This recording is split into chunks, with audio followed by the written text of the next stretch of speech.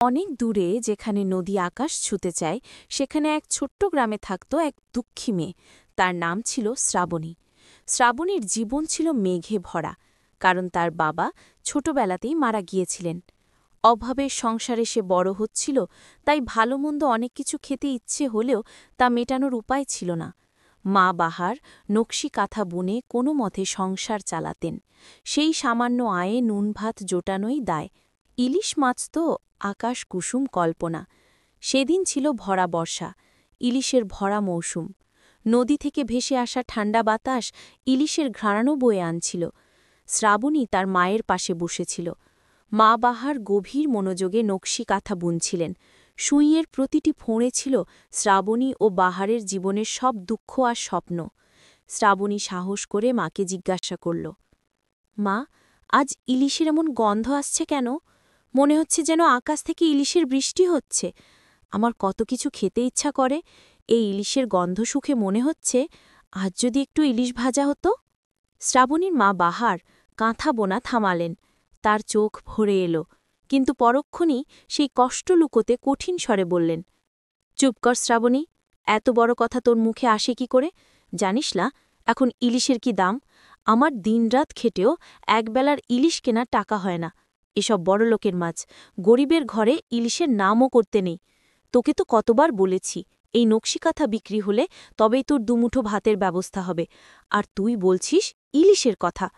মায়ের বকুনিতে শ্রাবণীর মুখ ছোট হয়ে গেল।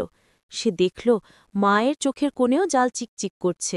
শ্রাবণী বুঝল ইলিশ না খাওয়াতে পারার কষ্টটা মায়েরও কম নয়।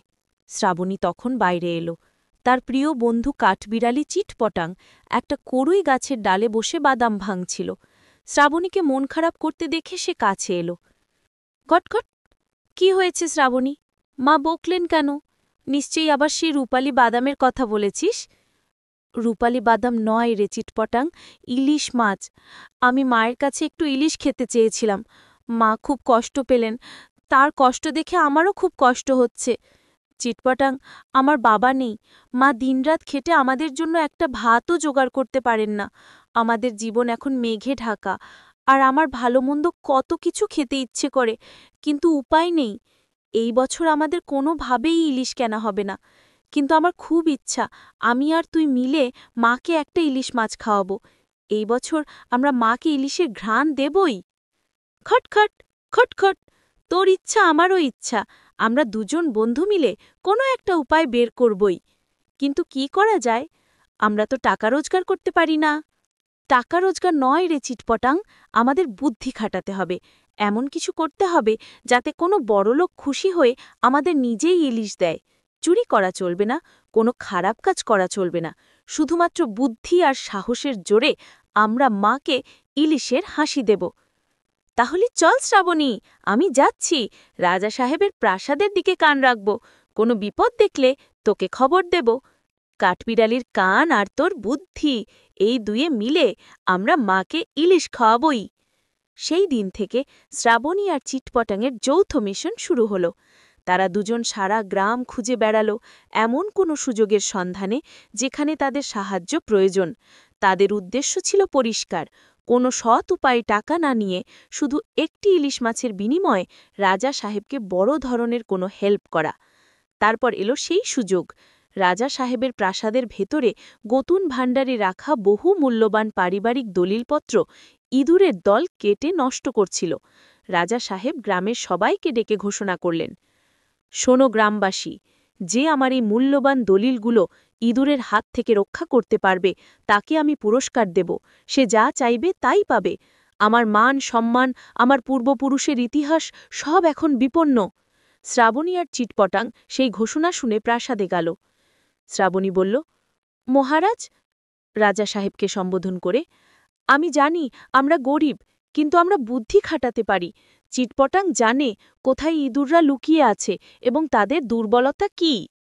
চিটপটাং দ্রুত ইশারা করে বোঝালো যে ইঁদুররা এমন একটা গোপন পথ দিয়ে আসছে যা শুধু কাঠবিড়ালির মতো ছোট প্রাণীই বন্ধ করতে পারে।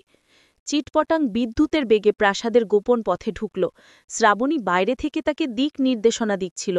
চিটপটাং ইঁদুরদের মূল লুকোনোর জায়গাটা খুঁজে বের করল এবং তার ধারালো দাঁত দিয়ে একটা পুরনো শক্ত কাপড় কেটে এনে ইঁদুরদের প্রধান প্রবেশপথের মুখে ভরে দিল। তারপর সে ইঁদুরদের মনোযোগ সরাতে তাদের প্রিয় শস্যের কিছু দানা অন্যদিকে ছড়িয়ে দিল। ইঁদুরেরা সাথে সাথে দলিল ছেড়ে শস্যের দিকে দৌড়ল। কিছুক্ষণের মধ্যে চিটপটাং ফিরে এলো।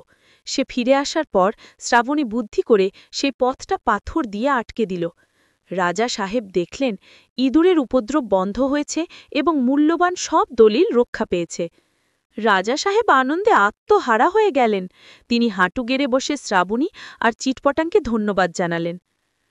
হ্যাঁ শ্রাবণী এবং এই চতুর কাঠবিড়ালি বন্ধু, তোমরা আমার সব কিছু রক্ষা করেছ। আমি তোমাদের কাছে ঋণী। তোমরা যা চাইবে তাই পাবে। আমাকে বলো, কি তোমাদের ইচ্ছা? ধন সম্পদ, সোনারূপা? শ্রাবণী চিটপটাংয়ের দিকে তাকাল। চিটপটাং শ্রাবণীর কাঁধে উঠে ফিসফিস করে কিছু বলল। তারপর শ্রাবণী রাজার দিকে ফিরে হাসি মুখে বলল, মহারাজ, আমার কোনো ধন সম্পদ চাই না। আমার বাবা নেই। আমার মা বাহার খুব কষ্ট করে নকশি কাঁথা বুনে সংসার চালান। আমাদের জীবন এখন মেঘে ঢাকা। আর আমার ভালোমন্দ কত কিছু খেতে ইচ্ছে করে, কিন্তু উপায় নেই। এই বছর আমাদের কোনোভাবেই ইলিশ কেনা হবে না, কিন্তু আমার খুব ইচ্ছা আমি আর তুই মিলে মাকে একটা ইলিশ মাছ খাওয়াবো। এই বছর আমরা মাকে ইলিশের ঘ্রাণ দেবই। রাজা সাহেব অবাক হলেন। এত বড় সাহায্যের বিনিময়ে শুধু এক টুকরো ইলিশ? তিনি হাসলেন। নিশ্চয়ই নিশ্চয়ই পাবে। আজ তোমাদের জন্য উৎসব হবে। এই ইলিশ শুধু মাছ নয়, এটা সাহসের পুরস্কার, বন্ধুত্বের প্রতীক। আমি আজই আদেশ দিচ্ছি, তোমাদের জন্য সবচেয়ে বড় ইলিশটি সর্ষে দিয়ে রান্না করে বাহমান জানিয়ে হাতে পৌঁছে দেওয়া হবে। সেই রাতে শ্রাবণী, বাহার আর চিটপটাং পেট ভরে ইলিশ খেল। তো চোখে তার মেয়ের দিকে তাকালেন। তিনি বুঝলেন তার মেয়ের হৃদয়ের জোর আর তার বন্ধুর বুদ্ধি এই অসম্ভবকে সম্ভব করেছে। সেই ইলিশের স্বাদ তাদের বন্ধুত্বের মতোই মধুর ছিল। তাতে ছিল না কোনো লোভ, ছিল শুধু ভালোবাসা আর এক কাঠবিড়ালির অপূর্ব বুদ্ধি। আর সেই দিন থেকে শ্রাবণী আর চিটপটাং সেই গ্রামের সবচেয়ে সম্মানিত বন্ধু হিসেবে পরিচিতি পেল।